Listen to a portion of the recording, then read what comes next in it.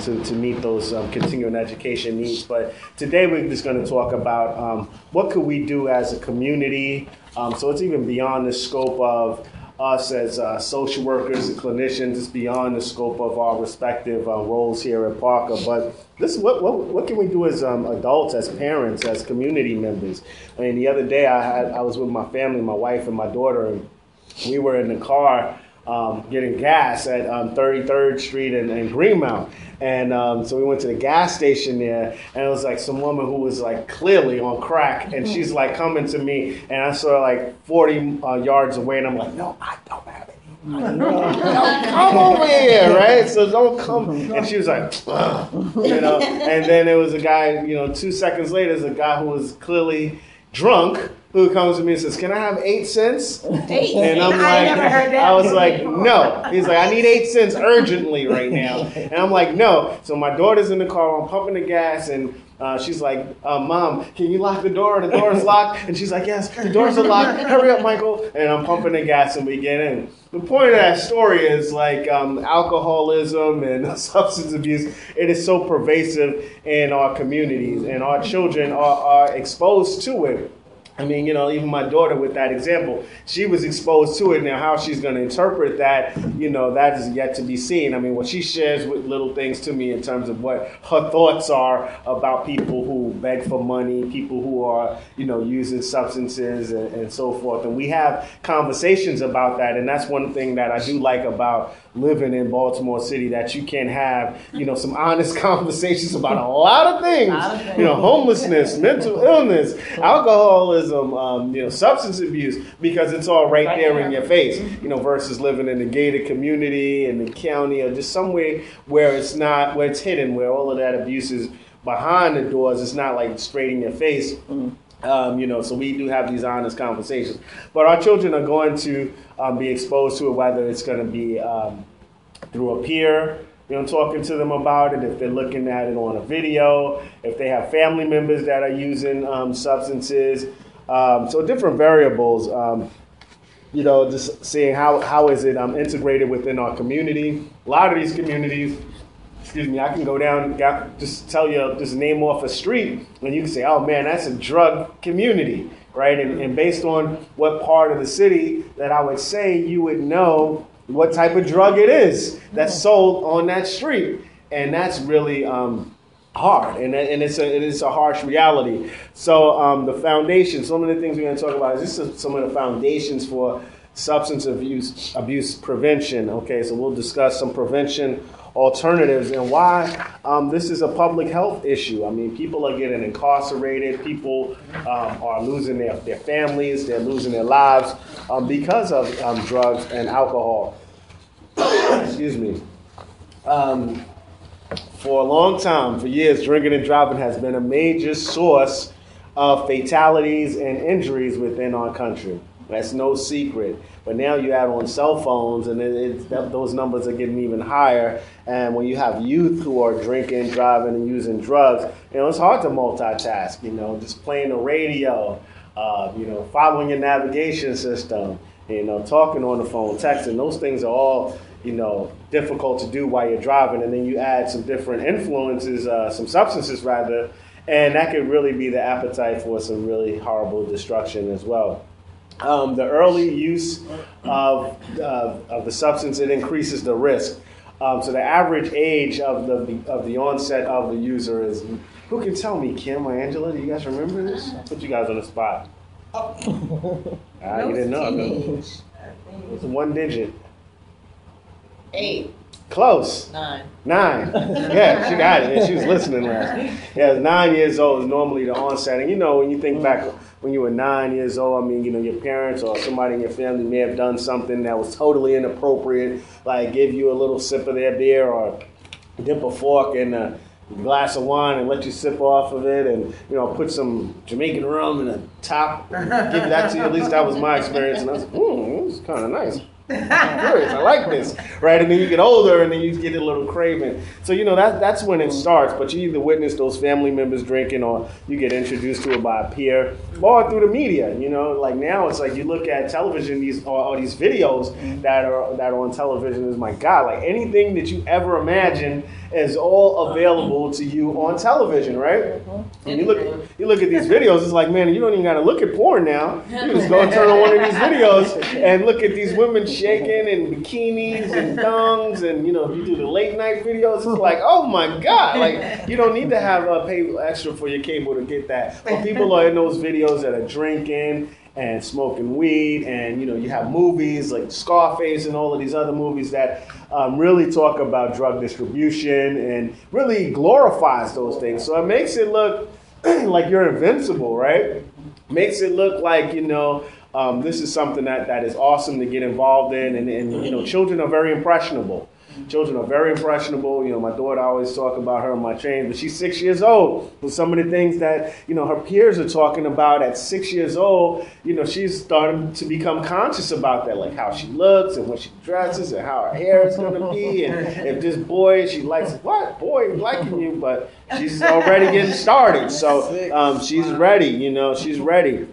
But really, the early exposure, it impacts our brain development as children, okay? Because our brain still develops until we are 25 years old, although we know some 40 and 45-year-old people who seem like their brain is still sort of in the developmental stage, but guess what? Their brain is fully developed, but they just act crazy, right? But the brain continues to develop early on within the age. So the earlier that they're exposed to drugs and alcohol or even tobacco, that is going to become a reward system for them, because the dopamine is that chemical is going to drop from their brain.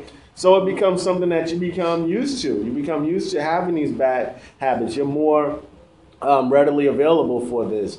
So the earlier you start the bad habit, the more likely you will remain doing it during your during your adulthood. So what is prevention? Okay, prevention is to create a healthy community where people enjoy the quality of life, right? So we're talking about creating our own little egalitarian society, right? Everybody's going to hold hands and we're all going to sing Kumbaya, my Lord, Kumbaya, right? And we could do this, right? I mean, we really could do it if everybody was on that same mindset.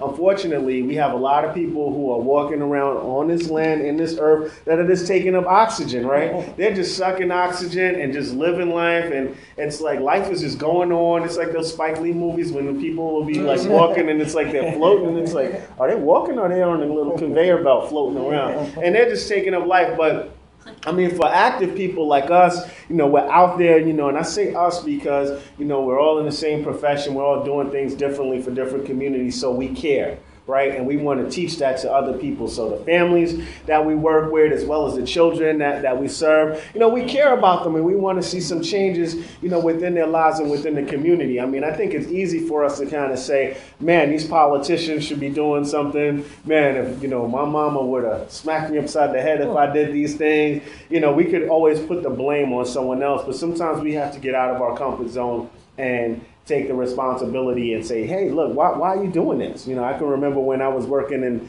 D.C., well, in Bethesda, and I was on the metro in D.C., and every morning I was on the train. Some high school kids would get on the train with me, and this one kid, he looked no more than 15, 16 years old. He had a little thermos, and his friends would be like, what's in there, man? And every day it'd be something different. He's like, man, this is some vodka, this is some Ciroc, and he has and I'm like, dude, it's like 7:50 in the morning. Now, I didn't say anything to him because I was deadbeat tired, right? But it wasn't an excuse. No adult said anything to this boy, and everybody clearly could smell the stench coming out of his thermos. Everyone could clearly, see him drinking and hear, what he was drinking every day, but no adult said anything to him about his abusing that substance. So he's going to be somebody that's going to grow up with an addiction issue. Maybe alcohol, maybe something else, because once he starts drinking alcohol, after a while, it becomes, you become, thirsty. You desire more alcohol. You desire another substance, something that is bigger, that gives you more of an impact, more of a boost, more of a way to an escape. And really, these children who are drinking and smoking and so forth, it's just, it's a way to be cool, but it's also to numb their pain, right? I mean, you see kids,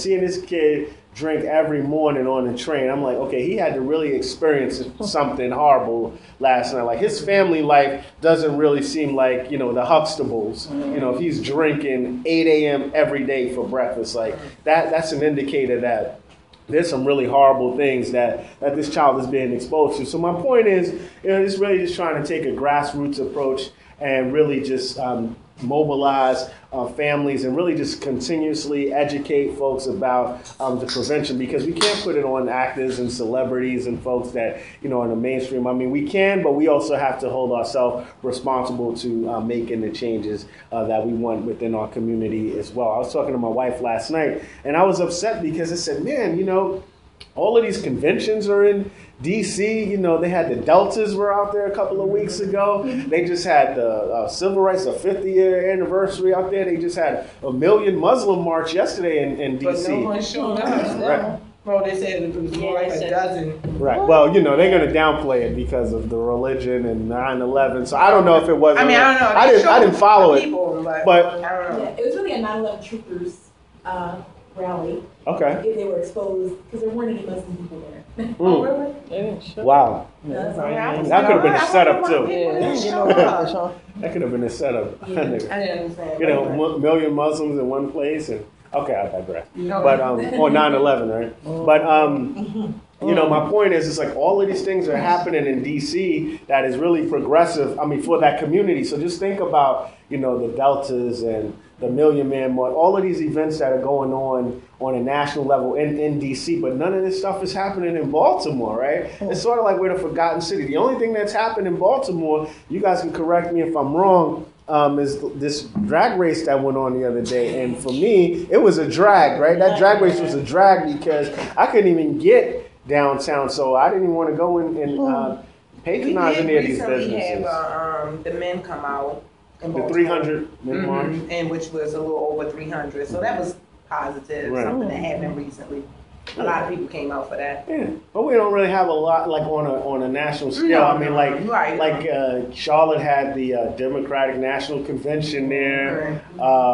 Charlotte has the CIAA tournaments every February. Just think about how much that's doing for those communities and for those cities. So when we talk about substance abuse, I mean, you see how synonymous that is with Baltimore. I mean, especially as social workers, that's one thing that gets me upset to say, man, look at all of these social workers that graduate from University of Maryland, but like, what impact are we really doing for this city? Like, this is like a social worker's dream, right? Because you have people who are, you have addictions and homelessness and mental illnesses. I mean, the world is yours right here. It's just like a developer who would move to Baltimore and says, man, look at all of these abandoned properties. I could really, capitalize off of this. I mean, we can capitalize off of, this addiction and substance abuse issue here as well. I mean, it's all on how you look at it. Yeah. It's all on how you look at it. So really the prevention, the environmental prevention is what we want to do is to create healthy environments, right? We want to create healthy environments at work, at school, in the communities, in the neighborhoods, within the families that we serve, and just to have a drug and crime-free community. Drug and crime free, right? Seems like a story. Sometimes it seems like it's so far away. It seems like we could never even attain that. It kind of seems like it's almost it's laughable, right? But I mean, if we all are able to process what we can do about it and really just look at it from like a SWOT analysis. If you look at, excuse me, when I do these mergers and acquisitions trainings and how to change an organization, I mean, if we use that from a community perspective and say, hey, what are these community strengths, weaknesses? What are the opportunities? What are the threats? Focus on the different ailments within that community, like mental illness and substance abuse and so forth, all of the other issues that I mentioned. I mean, we could make some headway, right? We can mobilize a team of different individuals and we can do, go through the basic steps of forming a team, the norming, the storming, norming, storming, forming, and performing.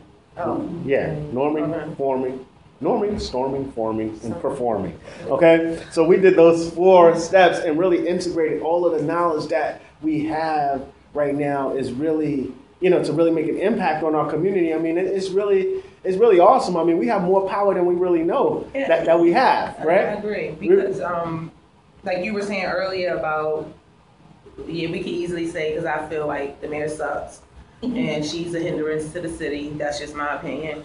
I mean, you can say that and just sit back and do nothing, right. Or you can just do little things like my husband and I, we try to buy the vacant houses in the city and rent Oh, you're in the them out. vacancy value? Say that again. You're in the vacancy value program? No. Oh. We just go out to different auctions, Okay. and when properties become available, we buy them in the city, keep them up, rent them out, and things like that. We can't buy every house, and unfortunately, even with that, the city owns some of the houses, won't let them go, just keep them there, won't even sell them or do different things. So it's an individual thing. Like, I mean, you can just, especially if you're invested in the city and you live in the city and you just, want better for the city, it is an individual effort because, I mean, if you sit around and wait for the mayor or this person or that person to fix your city up or to do something, I mean, I don't, not for our communities, not for the desolate communities. I mean, they're going to fix up Harbor Point and, all those areas that's already really nice, but, where they really need it, you just kind of gotta be invested and want to do something about it. Small steps. I mean, little things. Right. You can't take over the city, but I mean, little things, and we see that as something that we do. We keep our houses and properties in the city and keep them up and try to do the best we can with that. No, that's excuse me, that's awesome, and I mean that's what I'm talking about. I mean, we all have that responsibility and opportunity to make those changes and to do those things, and I think that's great to really impact the community by getting those properties and making that available because everybody needs a place to stay, right? I mean, most of us who drove here this morning had to drive by at least one homeless person. So I mean, really just making something as simple as housing. Is really a necessity, and that's some things that we can do. And I mean, you talk about the mayor, and I digress. I mean, in New York City, when Bloomberg was the mayor, I mean, he built 40,000 new properties. So I mean, this is like commercial and residential properties. So 40,000. So I'm like, can Bloomberg come be our mayor over here in Baltimore? I'm like, I'm all with that, man. I'm a Republican. I'm voting Republican, man, because I'm voting for wherever I can see some change, right? Where finance is going to come. So current tactics, so these are different ways that we may impact and target drugs and alcohol within our community. So number one, again, it's neighborhoods and its communities. So really expand the no drug zones, right? I mean, we all know where the drugs are being sold. We know who's selling drugs. We know those things, right? The school environment. So adding some preventative courses in the school, right? Talking about, this is what drugs could actually do to you. These are the effects, this is the neurological damage that you're doing to yourself. Like, are kids really learning this? Like, how these substances are affecting them, the tobacco, the family environments. Again, real simple, but not exposing your youth to you using drugs, right? Or using alcohol, like not having a child around that. Really controlling what they look at on television as well, because we know that that's really infused in television and music and all of the media forms. Peer groups and target groups, really just getting children involved with educating other youth, because kids learn from other children, right? They learn from other children more than adults. Although we done did it, 5 times over, they still don't want to believe anything that we say, where they would rather believe what this child did and never experienced before, and they go by their word. Individuals, and then we focus on the individual, right? Focus on that individual by being proactive and not reactive to things. So they don't even have to be exposed to drugs and alcohol, but just letting them know, what it is about. So, when I do see the substance abusers, someone homeless, I have conversations with my daughter to say, hey, this is what happened to, these are some of the things that could have happened to this person to get in this situation that they're in right now. And then society at large, if everyone did one thing, we could make a change. I know it sounds a little bit hokey, right? But it is true. If we did something, the awareness would at least be there, and then people can kind of make these decisions upon their own. Because folks that are using drugs and alcohol, essentially they're doing it to anesthetize themselves from some sort of issue, right? So whether it's abuse, neglect, failure, non-acceptance, whatever it is, that substance is fueling their needs or fulfilling that void. In our training we did on understanding addictions, we talked about food addictions, we talked about addictions to technology, we talked about sexual addictions, we talked about all those things, but we had a lot of time to do that, so I'm not going to do that today, and you guys missed out. But no, anyway, so strategies to decrease demand of drugs. Okay, I'll just review these. Is just changing knowledge and skills, developing decision-making and behavioral skills. So role-playing with our children early on regarding on what to do and what not to do. And it's like the more consistent you are, the more they'll get it. We role-play with my daughter on everything, but sometimes she doesn't get it. When I just drive in the car, and I'm sure with you guys, when you're driving your clients in your vehicles, that's the most therapeutic time that you have when you're rolling, right? When you're rolling, that's when they'll just splot whatever out. Hey, I got a venereal disease. Really? Is that so? Let me pull over. My stepson told us that his girlfriend was pregnant. We were driving on 95. It was like storming, raining, and I'm like, "Are you gonna make me crash in this freaking 18-wheeler?" But that's when folks are gonna really, share, things that are really close to their heart. Building positive relationships, so mentoring programs, supporting positive activities, so such as sports. Different youth activities, just ways that youth can express themselves. I took my daughter to a it was like a little youth talent show at the Baltimore Museum of Art, and it had so many youth were there. They were performing and they were singing and they were rapping and they were doing their songs. But it was cute because they were really organized. But their songs was about so much pain, right? And it was an outlet for them to really express themselves. And my daughter thought it was cool because she saw them doing their little two steps and they were singing and the kids really couldn't sing, but they had a voice. Right? They had a voice and they really were expressing themselves because it's so much in them that they need to get out. So just providing them some sort of outlets to get this stuff out of them, right? Because later on today I'm going to be doing a training on anger management, which is going to be fun, right? And, one of the things with that is that hostility that people have. And, if you don't, somebody like pisses you off and you don't confront them, you just kind of leave it in there and you let this stuff build up inside of you, then that's going to affect you physically, right? But then when you want to you need a way to let it out. You need to verbalize it. You go beat that punching bag. But some of these kids, they want to go and fight each other and then let it out on somebody who has nothing to do with the situation at all. Another thing, changing the environment. So within a lot of the communities in Baltimore, folks are planting gardens and beautifying different things. So it's a lot of different things that we can do. Questions or comments? I need somebody to say something so I can blow my nose. It's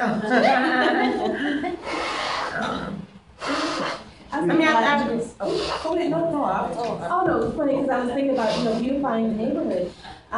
There's a secondhand store right across the street from the Baltimore Cemetery where they also have a community garden. I've seen a couple of them around the city, and I was hoping that they could definitely do that more. Because I was watching Bizarre Foods one day, and they were talking about they did a section in Baltimore actually, in Lexington Market. It was really nice. Oh yeah, I think I've seen that. And they were trying to rebuild Baltimore through organic gardening. There were several neighbors. They're trying to have beehives, to have organic honey. So when it comes to the vegetables, and they're trying to grow it in the city to encourage people to grow their own fruits and vegetables, as well, just beautifying, and then also making it cheaper to have healthy things. Right.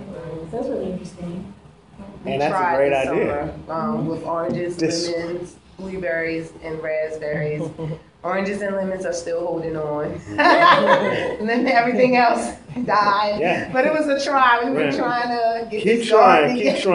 This wasn't the best summer to have your own garden. My stuff was like this. And then raccoons. Everybody I know that tried to grow. I thought because we were novice at it that we just failed. But my husband's still trying to hang on. He goes and water them.